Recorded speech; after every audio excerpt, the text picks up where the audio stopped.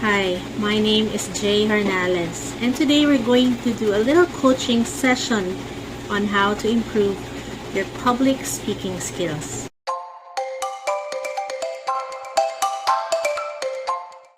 And I believe that impromptu speaking is the best way to enhance your spontaneity and being able to answer directly.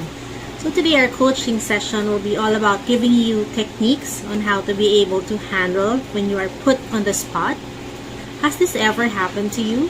One day your boss would call you and ask your opinion over something at work. You see, the power of impromptu speaking is really great because every single day we are asked questions. We are asked of our opinion. Where do you want to eat? What do you think about the weather? What about the pandemic? And all sorts of questions. So being able to answer impromptu questions would give you a plus. Jay, I need help on my public speaking skills, and I find it difficult to connect with people. And when the spotlight is on me, I panic when I'm asked questions, even if I know the answer. Please coach me. So this is going to be exciting. So what are the benefits of impromptu speaking? Number one, it will help you improve your oral expression of thought. You will be able to communicate your thoughts. And second, you will be able to develop your communication skills. What good is a leader or a great idea if you cannot communicate this to your audience or to your subordinates? It'll just be a theory. So being able to communicate your thoughts is a big plus, especially in the corporate industry. Next is you will be able to develop your confidence in public speaking. We all love great presence, right? Whether it's in a physical meeting or in our virtual meetings. We just love that person who would know the answer and just, cut to the chase and tell us what we really need. And lastly, we will be able to think on our feet. Regardless of the topic given to you, you will have your say on it and you'll be answering it on point directly. Now, what we're going to do is I'm going to let you in a couple of secrets. How do we do this? So I'm going to tell you how we transform you into someone who is quite anxious when being called or spoken to someone confident and ready to chase the challenge. Are you ready? So, here's what I'm going to do. These are some of the speaking patterns that you can actually use. Yes, because public speaking is an art and science, I'm going to give you a little cheat sheet, a formula on how to be able to answer anything and everything under the sun. If you search Google or research a lot of articles, there are a lot of speaking patterns that you can use. But I'll just give you a few that we will use for today. There's ARM, there's PrEP, there's PPF, IDA, and SMG. We will focus on those for today. ARM stands for Answer, Reason, Example, and Message. PrEP stands for Position, Reason, Example, and Position. PPF for Past, Present, and Future. And then IDA for Attention, Interest, Desire, and Action. That way you give an attention-grabbing opening. Now SMG, a common favorite, stands for Story, Message, and Gain. So are you ready? I'm going to ask you a couple of questions and you'll be able to show me and try to apply all of these patterns. Okay, hold your horses. I'm going to explain to you the timing that we will use because we can't go on letting you speak forever, right? So we are going to give you a time. I'm going to give you from 1 to 2 minutes only. In 1 minute, green will light up. In 1 minute and 30 seconds, that's yellow light. In 2 minutes, it's time out. So with this, you should be able to wrap up your thoughts. Now let's start with a speech pattern. It's your time to shine. Okay, for the first one, let's give a little practice. Let me ask you a question and tell me what's your opinion about it. And then later on, I will give you my thoughts on this one. Alright? So here we go. The question goes, Where the quote goes, it is never too late to learn anything.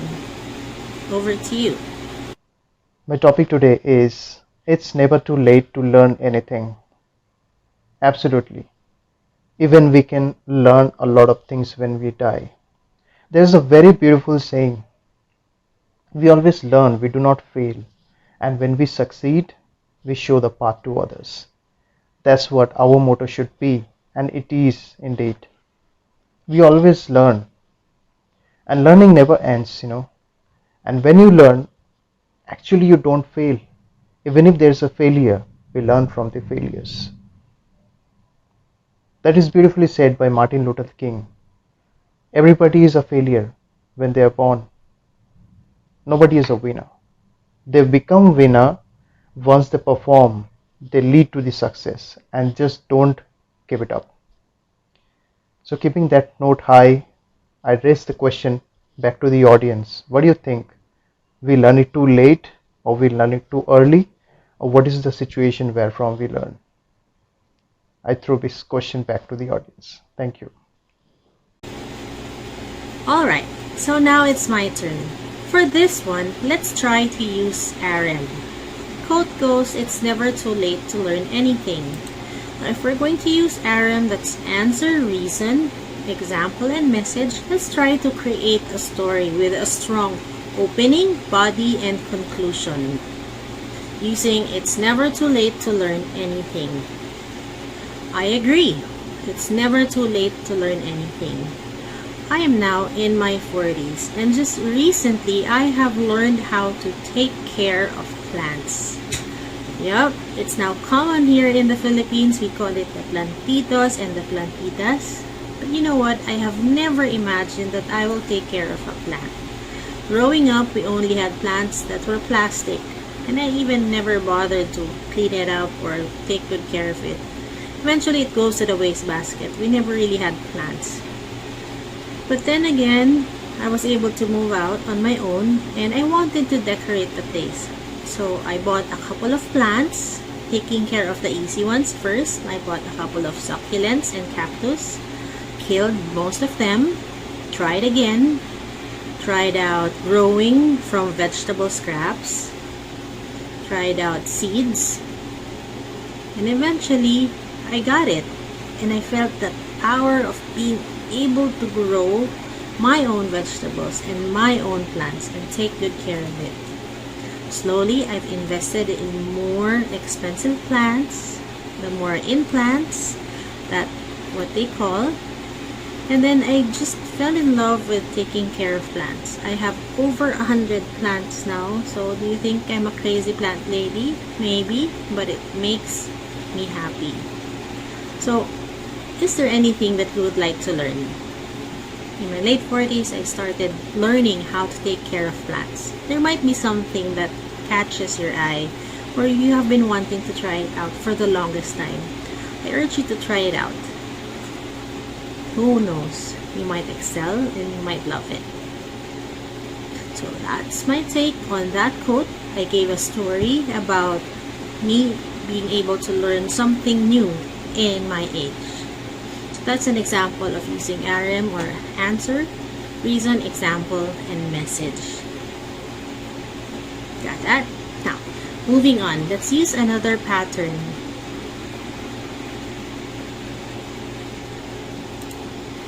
Let's try to use, I challenge you to use the point, reason, the past, present, and future. And we're going to do a little fill in the blanks.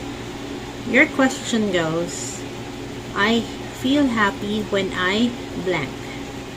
So you have 1 to 2 minutes and later on I will give my take on this one.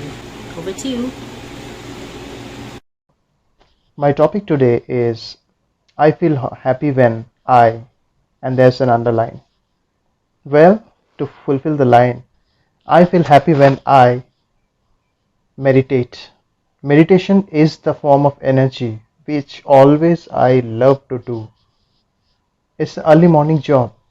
You are tensed with when you wake up from the morning in the morning, and then you go out for meditation after getting fresh, and that's the place where you regain your energy back.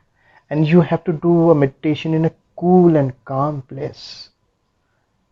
Whereas I select a place which is just close to the nature. We have a beautiful forest here, and I sit just close to the forest and the trees and try to connect with that positive energy with the plants, with the trees right there. And the peace of mind comes when the birds chirp, when the flow of river is heard, where the squirrels just move around and play in the nature. And amidst the nature, you do just meditation, whether your eyes are closed or open. That's the most positive energy or the positive vibe which flows through your blood. Absorb that. That is essential to execute a job and to rejuvenate your nerves, your mind, to go back to your energy once again. That's a great answer. Now, my take on this one, using the past, present, and future, let me give you an example. So the quote goes, I feel happy when I. Think of that first thought that comes to your mind. What makes you happy? Doesn't have to be complex, so that you can talk about something that you already know. Okay, so here is what I am going to do using the past, present, and future. When I was a child, I hated taking naps. It was terrible. After lunch, my parents would always ask me to take a nap, and I found this such a waste of time. I mean, why should I sleep? I could spend the entire afternoon playing, right? Did you feel that way too? And then, as I was growing up, started schooling, started working, every single day becoming busier and busier and busier. And no more naps. No one was even offering me to take a nap. But my body was looking for that rest and that sleep. And so, as I worked and worked, I enjoyed each moment that I will be able to take a nap. In the vehicle, on my way to work, in lunch breaks, or sometimes we have our areas or moments that we really have nothing to do. Close your eyes, take a nap. It's beautiful. And so these are small things that we tend to miss. We have neglected it. But as we grow older, we realize that we took things for granted. And naps are wonderful, especially for those moms with newborn children. Nap is gold. So I feel happy when I take a nap. And each time I would have and grab this opportunity, my heart and my soul feels full. So, did you take a nap this afternoon?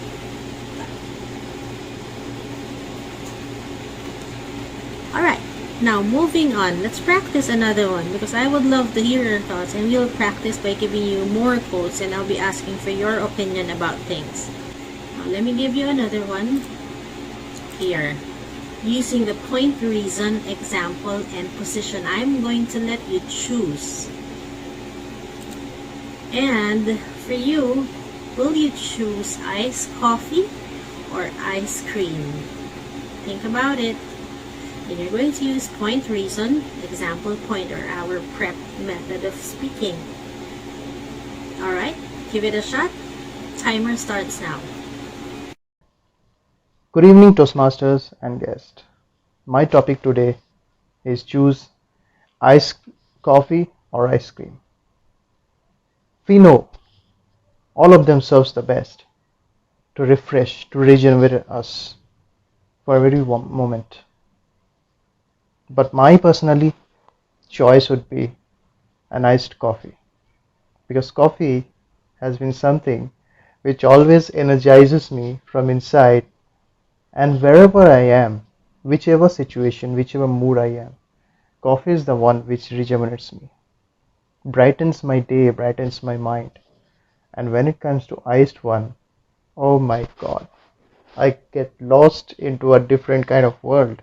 It's none other than a chocolate altogether when it comes to an iced coffee. I love your answer.